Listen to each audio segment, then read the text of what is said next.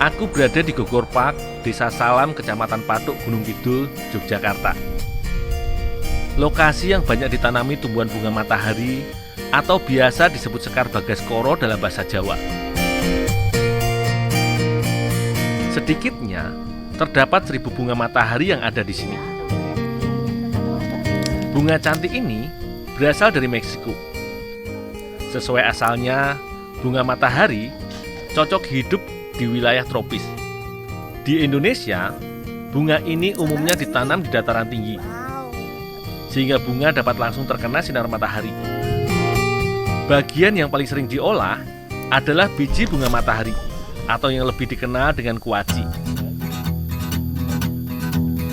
Jika dikonsumsi, kuaci dapat digunakan sebagai anti radang dan juga dapat menurunkan kolesterol jahat. Di Eropa, bahkan biji bunga matahari sudah dikonsumsi sejak abad 17 untuk dijadikan campuran roti. Bu, Ya, panen bunga matahari untuk apaan, Bu? diambil bijinya, Mas. Cuma diambil bijinya Iya. tok. Terus kelopaknya ini untuk apa, Bu? Dibuang aja. Oh, cuma dibuang aja. Kok dimakan? Rasanya tawar juga kok, Bu? Kayaknya aku pernah baca kelopaknya tuh ada khasiatnya deh, Mas. Oh ya? Kalau aku pernah baca sih daunnya juga. Bu, gimana kalau ini kelopaknya sama daunnya tak inovasiin jadi makanan, boleh nggak, Bu? Boleh. Wah, yuk wes Indul, kita panen aja yuk. Oh, iya, Bu. Ayo, kita panen yuk. Yuk, panen yuk.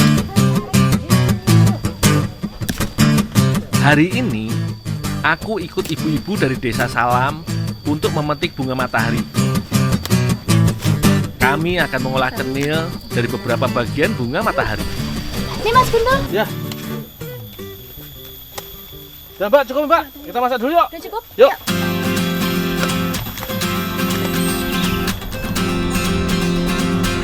Walau demikian, bagian bunga yang lain juga bermanfaat, seperti sumsum yang terdapat pada batang bunga matahari dapat mengatasi nyeri dan memperbaiki fungsi hati.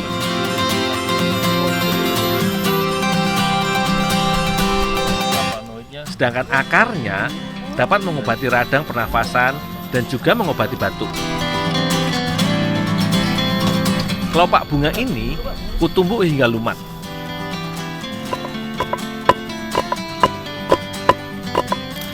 Mas Gundul, Ya, Pak. kira-kira ini daun bunga matahari mau diapain nih?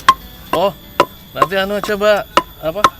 Kita campurin ke adonan, kita bikin cenil aja. Oh, cenil. Ternyata kelopak cantik ini dapat berfungsi sebagai sumber antioksidan dan mencegah kerusakan hati.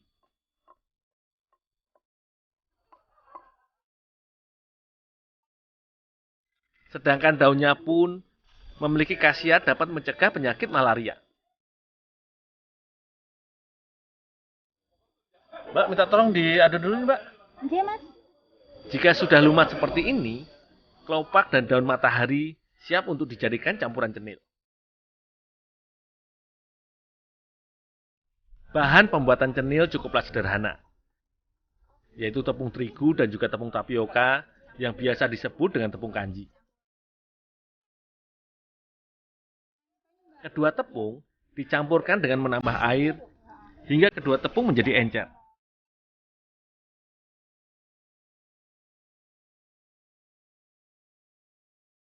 Tak lupa, tumbukan bunga matahari yang dibawa Mbak Jen juga dicampurkan ke dalam adonan. Kue cenil biasanya berwarna cerah seperti merah jambu, kuning, juga hijau. Olahan inovasi ini pun akan dipercantik dengan warna-warna yang manis.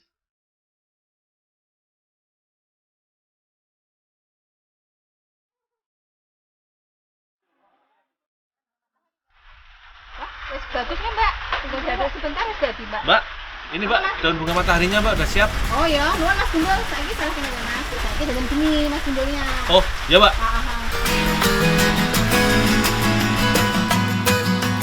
Nah, sekarang giliran daun bunga matahari yang dicampurkan dalam adonan. Adonan yang sudah tercampur dimasak terlebih dahulu. Hal ini untuk membuat adonan menjadi lengket dan memudahkan untuk dibentuk nantinya. Ketika adonan sudah mulai mengental, adonan sudah dapat diangkat. Kini adonan siap untuk dibentuk dan direbus. Adonan diberi sedikit tepung agar tidak lengket di tangan saat dibentuk.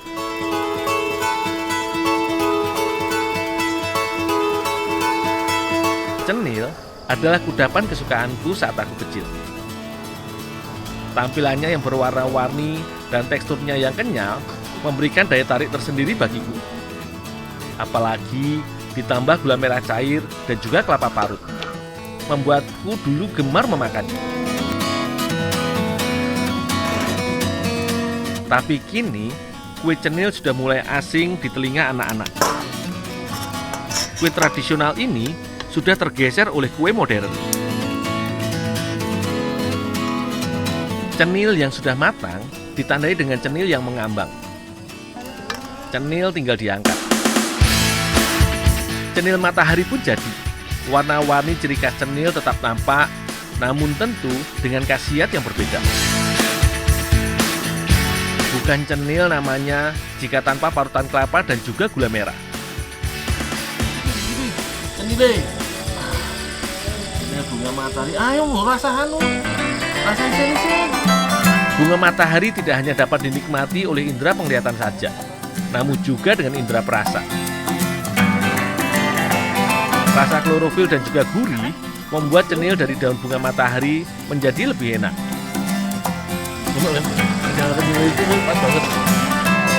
Sedangkan cenil yang berasal dari bunga matahari tertutup oleh manisnya gula. Tekstur kenyal pada cenil dan juga manisnya gula merah membuatku kembali bernostalgia dengan masa kecilku. Bedanya, cenil kali ini lebih berkhasiat bagi tubuh. Hendaknya kue tradisional terus dilestarikan dengan berbagai inovasi seperti bunga matahari ini. Cenil rasa cenil ini sungguh nikmat.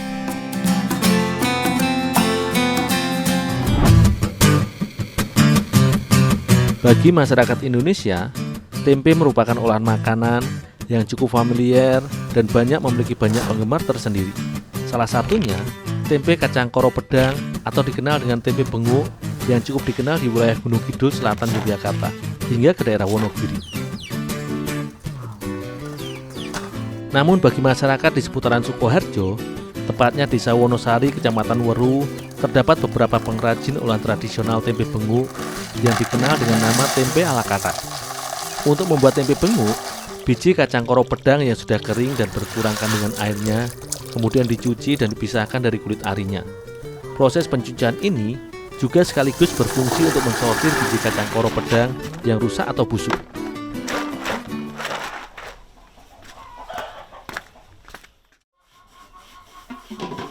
Dalam proses pembuatan tempe, selain varian bahan yang digunakan memiliki teknik serta tahapan yang berbeda-beda. Kacang koro yang sudah bersih kemudian dimatangkan terlebih dahulu dengan direbus sekitar 2 jam hingga matang dan tekstur kacang koro lunak.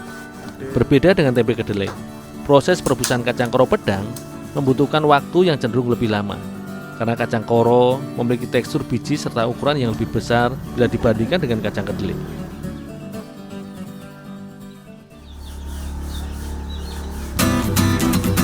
Kacang koro yang sudah direbus dan matang kemudian direndam sekitar 10 jam lamanya atau sehari semalam sebelum dikukus. Proses ini fungsinya agar kacang semakin lunak dan mengembang serta membantu dalam proses fermentasi.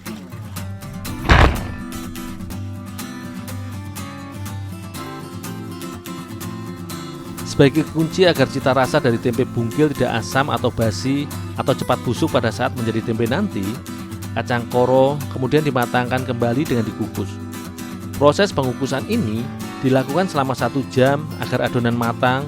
Selain itu, proses pemasakan dengan uap air ini juga berfungsi untuk mematikan bakteri yang bisa merusak dan mengganggu tumbuhnya kapang atau jamur pada olahan tempe. Beberapa literasi sejarah mencatat dan menyimpulkan kata tempe berasal dari kata serapan bahasa Nusantara yaitu tape serta tumpi yang mengandung arti fermentasi makanan berwarna putih terbuat dari tepung sagu. Jamur yang memiliki nama ilmiah Rhizopus oleogosporus yang juga terdapat pada proses fermentasi pada keju ini akan mengurai zat-zat seperti protein, kalsium, vitamin B dan zat besi yang terkandung dalam kacang tanah menjadi mudah diserap atau dicerna oleh tubuh.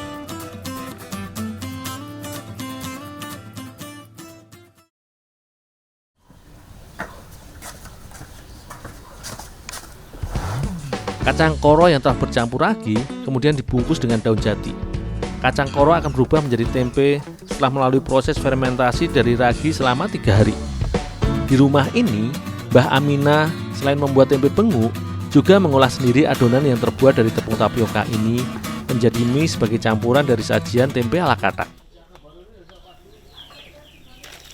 Selanjutnya, adonan pun direbus hingga matang dan ditiriskan dengan diberi minyak goreng agar tidak lengket ketika sudah dingin. Selagi Mbah Aminah menyiapkan mie tapioka atau di beberapa wilayah juga terkadang disebut mie kenyal karena teksturnya yang kenyal ketika matang, Mbah Ngatinem membantu menyiapkan bumbu tradisional yang akan menjadi kunci cita rasa sajian khas daerah Weru ini. Bagi masyarakat Sukoharjo, tempe ala katak sering juga disebut tempe abang. Meski dinamakan tempe abang atau dalam bahasa Indonesia berarti tempe merah, namun masakan tradisional ini sebenarnya berwarna kuning yang terbuat dari campuran bumbu beserta kunyit dan juga kelapa parut.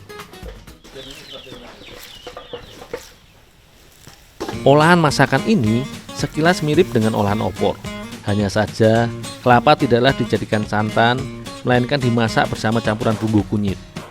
Layaknya dalam proses memasak teri, sajian masakan khas Sukoharjo ini terus dimasak atau diaduk hingga bumbu meresap ke dalam tempe dan volumenya menyusut atau sedikit asat.